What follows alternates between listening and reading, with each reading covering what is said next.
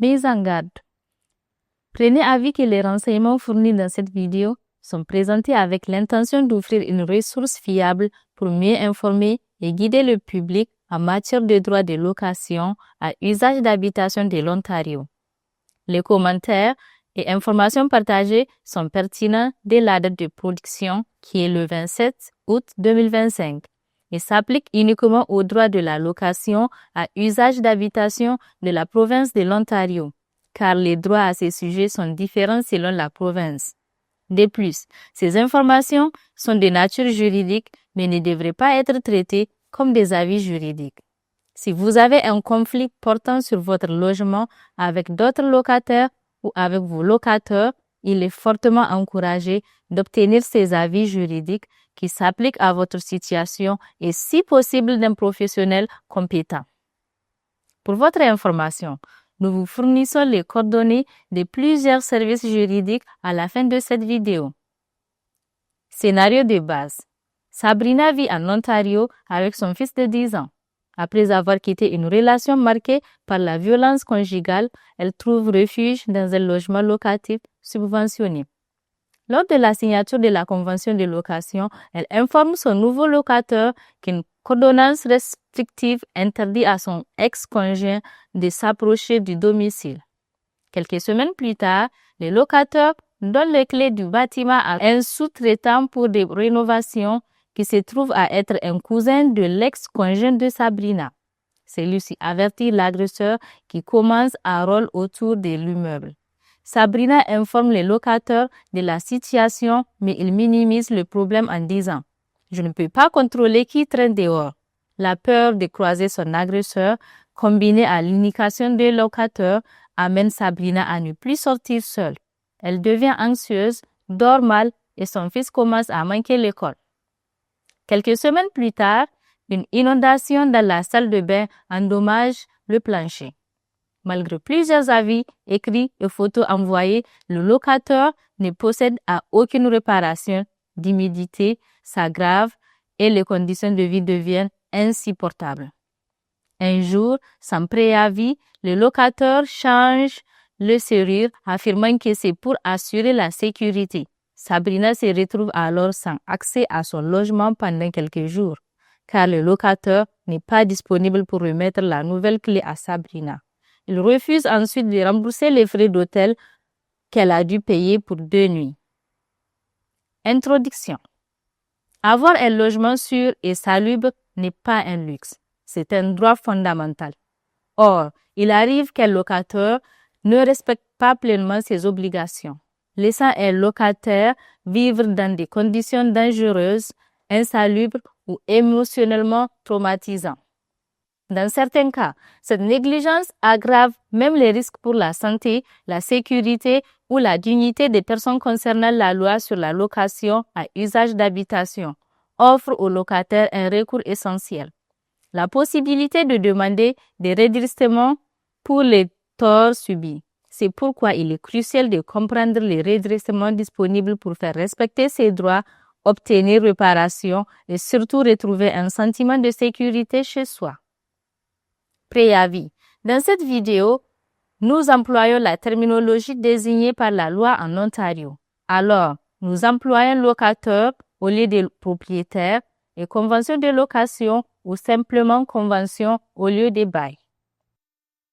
Les mesures de redressement devant la Commission de la location immobilière. En Ontario, la location à usage d'habitation est régie par la loi sur la location à usage d'habitation de l'Ontario. Les litiges entre locateurs et locataires sont tranchés par la Commission de la location immobilière, autrement dit la CLI.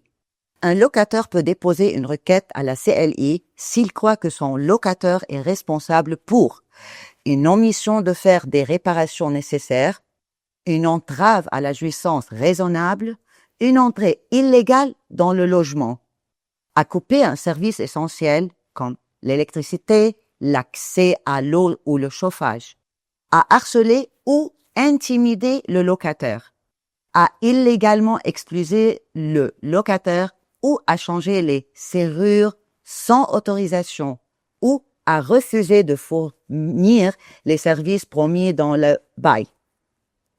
Dans toutes ces situations, ainsi que d'autres, le locataire peut réclamer des redressements. Les mesures de redressement permis par la loi sont prescrits dans les articles 30 et 31. Après une détermination que le locataire a manqué à une de ses obligations, la CLI peut prendre une ou plusieurs des mesures suivantes. Résilier la location à la demande du locataire, ordonner une diminution de loyer, autoriser le locataire à effectuer les remplacements et réparations nécessaires et ordonner au locataire de lui rembourser les frais engagés ainsi que de l'indemniser pour le temps consacré. Ordonner au locataire d'effectuer les remplacements et les travaux de réparation requis dans un délai précisé. Ordonner au locataire de verser au locataire une somme d'argent pour les frais raisonnables que le locataire a engagés pour réparer ou remplacer des biens qui y ont été endommagés ou éliminés. Ordonner le remboursement au locataire des autres frais raisonnables engagés en raison du manquement du locataire. Interdire au locataire d'augmenter le loyer jusqu'à ce qu'il complète les réparations. Interdire au locataire d'accomplir tout autre acte visé par la plainte du locataire. Ordonner au locataire de rembourser au locataire les frais raisonnables engagés en raison d'un ou de plusieurs actes interdits commis par le locataire, son représentant ou son concierge. Ordonner au locataire de verser une pénalité administrative à la CLI. Rendre toute autre ordonnance qu'elle juge appropriée. Par exemple, dans le cas où le locataire a illégalement expulsé le locataire, la CLI peut ordonner au locataire de verser une somme couvrant les frais de déménagement, d'entreposage, ainsi que la différence de loyer que le locataire doit payer pour son nouveau logement pendant une période de 12 mois. La CLI peut également ordonner que le locataire reprenne possession du logement. Délai de prescription. Selon la loi, un locataire dispose d'un délai strict d'1 an pour déposer une requête devant la CLI. Une fois ce délai écoulé, aucune prolongation n'est accordée. Cela signifie 2 choses. Vous devez déposer votre requête dans les 12 mois suivant la date du problème ou de l'infraction commise par le locataire. Par exemple, votre locataire est entré sans votre permission le 15 juillet 2024. Vous avez jusqu'au 14 juillet 2025 pour déposer une requête. Dans le cas d'une infraction persistante, vous ne pouvez demander une compensation que pour les 12 mois précédents, la date de dépôt de réclamation. Par exemple, une fuite d'eau signalée le 2 février 2024 n'a jamais été réparée. La fuite persiste, mais vous venez de déposer votre requête le 14 juillet 2025. Alors, vous ne serez pas permis de demander une compensation pour les dommages survenus avant le 14 juillet 2024. Astuce. Déposez d'abord, complétez ensuite. Il est préférable de déposer une requête incomplète à temps plutôt que d'attendre trop longtemps pour soumettre un dossier dit parfait.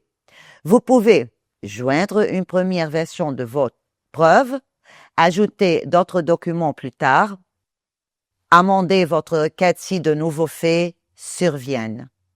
Nous allons maintenant prendre le temps de discuter plus en détail des redressements les plus couramment ordonnés par la CLI. Ordonner une diminution de loyer.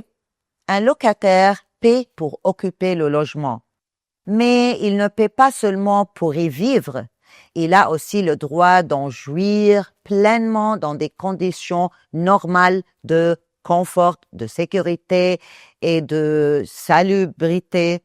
Si ce droit est compromis pour des raisons attribuables au locataire, son représentant ou sans concierge, le locataire peut obtenir une réduction de loyer rétroactive pour la période de l'interruption de sa jouissance raisonnable, une compensation financière équivalente à la privation d'usage d'une partie ou de l'ensemble du logement. Ceci est souvent exprimé en pourcentage. Par exemple, le loyer peut être réduit de 10% pendant les 3 mois où le locataire n'a pas effectué une réparation. Si votre loyer mensuel est $1,000, cela veut dire que vous ne payerez que $900. Un autre exemple est la perte de l'utilisation sous-sol à cause d'une fuite d'eau qui n'a pas été traitée par le locataire. Le sous-sol comprend un quart du logement. Alors, vous pouvez possiblement obtenir une réduction de 25% du loyer. Les pertes financières réelles, voici les dépenses que le locataire pourrait devoir assumer et qui peuvent être remboursées en raison de l'inaction ou des gestes fautifs du locataire. Un locataire pourrait ainsi être remboursé pour les coûts suivants. Le remboursement des frais d'hébergement temporaire comme les frais d'hôtel et le remboursement pour les repas. Si le locataire a été expulsé sans préavis ou que le logement était inhabitable. La perte de salaire pour le temps perdu au travail à cause des manquements ou actions du locataire. La compensation pour la perte de biens ou dommages matériels. L'achat de biens pour résoudre le problème, comme le chauffage d'appoint ou de ventilateur à cause d'une panne prolongée non réparée. Les coûts supplémentaires de transport, de déménagement non prévus ou d'achat de nouveaux meubles après un sinistre non réparé. Les frais médicaux, parmi d'autres, les préjudices moraux, émotionnels. Ces dommages sont liés à la souffrance psychologique, au stress, à la peur, à l'humiliation, à la perte de dignité vécue par le locataire. Exemple, l'anxiété causée par l'intrusion répétée du locataire dans le logement, l'angoisse liée au sentiment d'insécurité, notamment dans le cas de violence conjugale, l'insomnie, les crises de panique, l'isolement social ou la détérioration du bien-être mental. Même si ces effets ne sont pas toujours mesurables en dollars, la CLI peut les reconnaître et accorder une compensation financière pour le préjudice moral. C'est une bonne pratique d'appuyer votre demande de préjudice moraux ou émotionnels avec un rapport ou une preuve de consultation avec un médecin, mais ce n'est pas obligatoire car vous pouvez témoigner de votre souffrance mentale lors d'une audience. Dommages punitifs. Dans le cas plus grave, la CLI peut imposer des dommages punitifs pour sanctionner un comportement particulièrement abusif ou malveillant du locataire. Ces dommages visent à punir une conduite grave et à dissuader d'autres locataires commettre des actes similaires. Par exemple, un locataire qui harcèle une survivante de violence conjugale malgré une ordonnance de non-communication ou qui refuse délibérément de faire des réparations essentielles en guise de représailles.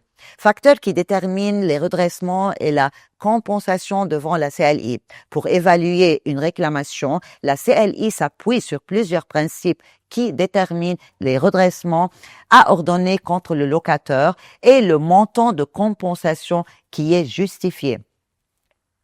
Les principes sont préavis des manquements. La CLI examine si le locataire a informé le locataire des prétendus manquements avant de présenter la requête. Ceci pour influencer l'évaluation de la compensation que la CLI pourrait ordonner. Informer le locataire à l'avance est essentiel pour déterminer son rôle dans le manquement et établir s'il a été négligé. Il est rare que la CLI tienne un locataire responsable s'il n'est pas au courant des manquements. Dans les cas où le locataire n'est pas reçu de préavis, la CLI va probablement ordonner une correction du problème, mais sans accorder de compensation. nature et gravité de la faute. Plus la faute du locataire est grave, prolongée, intentionnelle ou négligente, plus la compensation accordée peut être élevée. Exemple, un délai de 3 jours pour réparer un appareil n'est peut-être pas suffisant pour établir une négligence de la part du locataire, ou une intrusion accidentelle ne constitue pas un harcèlement répété. Lien direct entre la faute et le préjudice subi, le locataire doit démontrer que la faute du locataire a causé un préjudice identifiable, comme des dépenses imprévues, un stress ou de l'anxiété, la perte de jouissance du logement ou un impact sur la santé ou la sécurité. Plus les preuves sont concrètes, par exemple photos reçues, rapports médicaux, témoignages, plus le lien sera établi. Comportement global du locataire. Même si chaque faute peut être considérée séparément, la CLI évalue aussi l'ensemble du comportement du locataire. L'accumulation de gestes fautifs ou l'indifférence face aux plaintes peut justifier des compensations plus importantes. Application concrète, le cas de Sabrina. Maintenant que nous avons vu les bases juridiques et les critères d'analyse, voyons comment la CLI peut appliquer ces principes dans le cas de Sabrina, survivante de violences conjugales, confrontée à plusieurs violations graves de ses droits locatifs.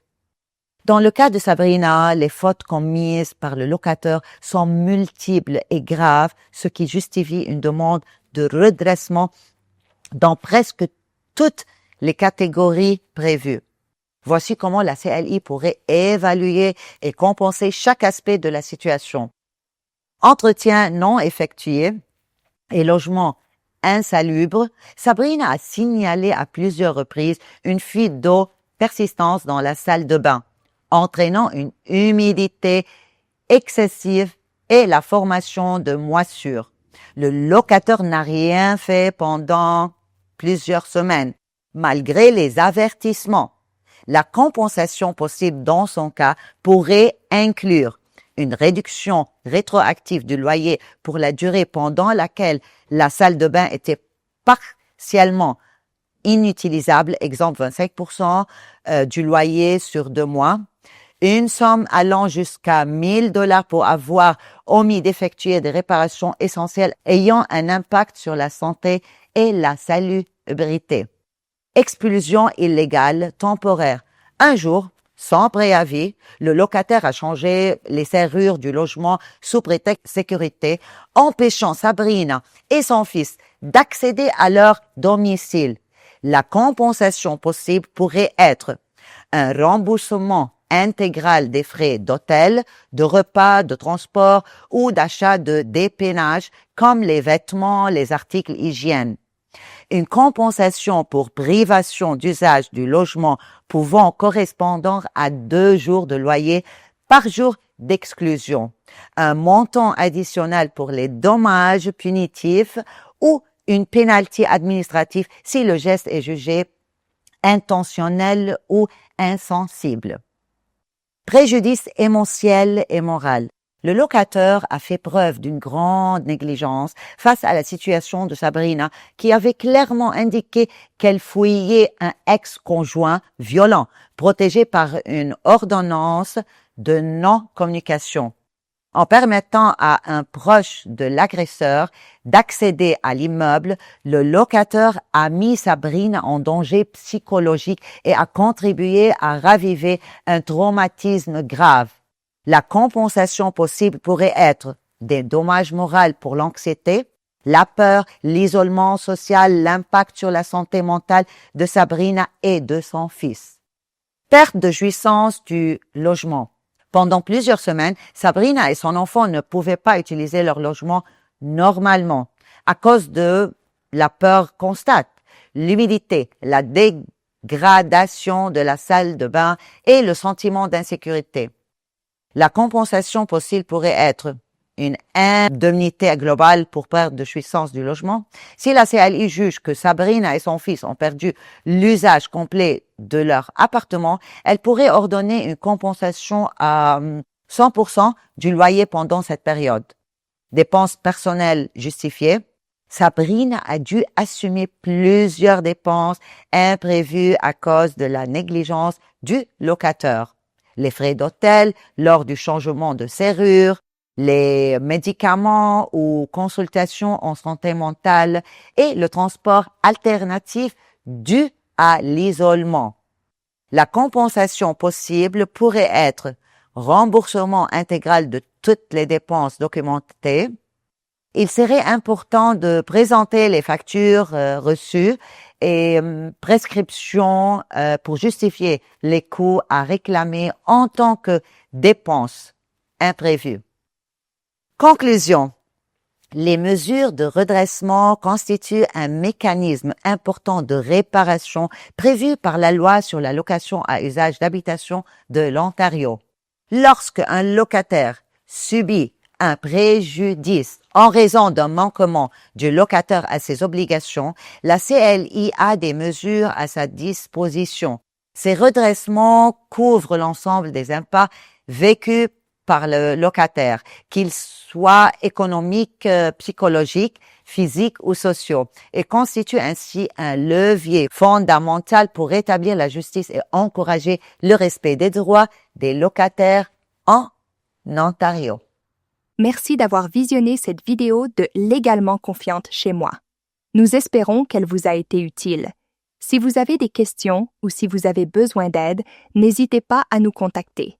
Vous pouvez nous appeler au 1-888-946-3029 ou nous écrire à info@rfsoo.ca. Notre site web vous permet également d'entamer une séance de clavardage en direct avec notre équipe. Un grand merci à notre bailleur de fonds, le ministère de la Justice, pour rendre ce projet possible. Nous remercions également la clinique juridique Bilingue pour son soutien et son expertise dans la préparation des informations présentées dans ces capsules. Nous tenons également à remercier Max Mobile Solutions pour l'édition, la conception numérique et le développement web de ces vidéos. Nous voulons aussi remercier Synix Media pour le tournage de ces vidéos et Aphelion Media pour l'enregistrement de la première capsule. Finalement, nous tenons à remercier Daniel Patry pour son accompagnement lors de la relecture et de l'amélioration du contenu.